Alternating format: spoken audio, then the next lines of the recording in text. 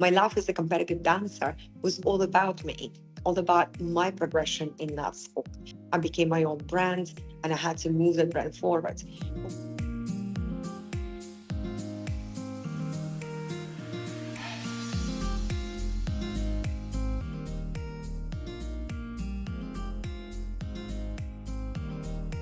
Being part of Strictly Come Dancing team was absolutely a dream come true for me.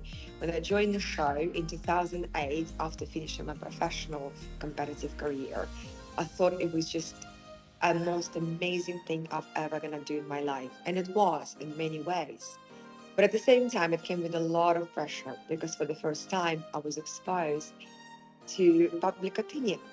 In my own dance world, it was kind of like a little bubble where I could do my dancing, go back home, and get on with my private life.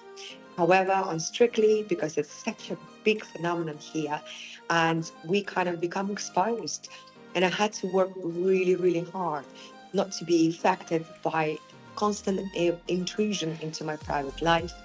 I have to be very, very strong mentally not to get the tiredness and the pressure from the actual production team to get to me because I knew that on Saturday night I have to step on that floor, shine, and also help my dance partner to do his best.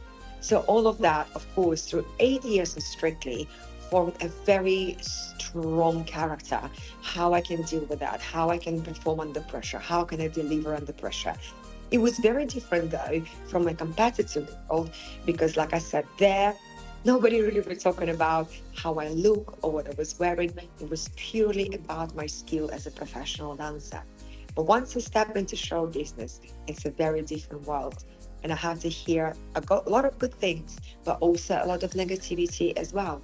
And I've learned how to completely quiet that voice inside of my head and not to get affected by all those little bit of a negative remarks and actually still come out and perform my best.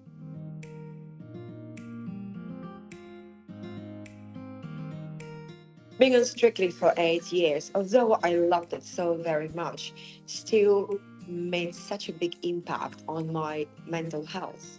That's constant scrutiny by the press, intrusion into my private life and into private life of my family kind of made me feel there was the time to step away from the limelight. And I made a very conscious decision to close the door, step away, become a mom, have a family, and maybe open up my own studio, my own business.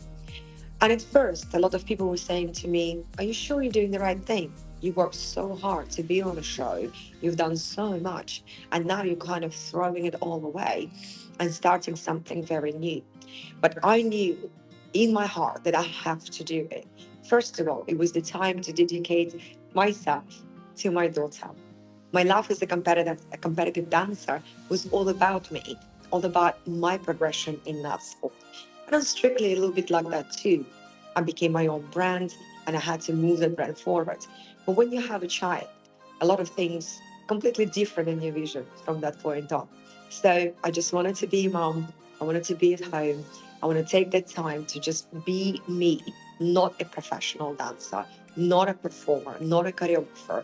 And to be fair, I forgot what it's like to be me and who I really am without all the glamour and the glitz of Strictly. So that whole year at home, the first year after my daughter's birth, was an incredible year for me. And this is exactly when I started looking for something else and found yoga teacher training. And I wanted to go into that world of well-being very consciously, away completely from all of the Strictly and the show business.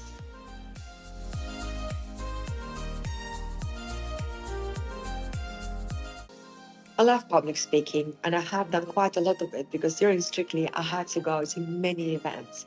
But I never quite thought it will come out to a point where I feel like I want to tell my story and where hopefully I can encourage a lot of women and a lot of people in general to feel if you have a big kind of sort of cloud above you and you feel a lot of pressure on your shoulders, there are ways to get through it, to motivate yourself. I had to do it all my life. I had a very difficult childhood, with parents divorcing, lots of fights in our house. Then my mom became an alcoholic and I had to live through a lot of things going through with her when she was going in and out of rehabs, still keeping my mind into ballroom dancing. So that resilience was building in me. There were so many challenges as always in my life, going from one country to another, moving to the United States, learning a new language, adapting a new lifestyle, then moving to the UK when I was invited to be part of Strictly Come Dancing. Never had any media training. All of a sudden, waking up on front pages of pretty much all newspapers, all of that was so, so hard to go through on my own. But I found a way, and I found inner strength, which is now helping me through every single day, any kind of issues I might have. And this is what I want to talk about in my public speaking, because I think I can really relate to a lot of people, because I had such a multi-layered and different lifestyle, lived in 3 countries, lived in 3 very different cultures, kind of had 3 different families.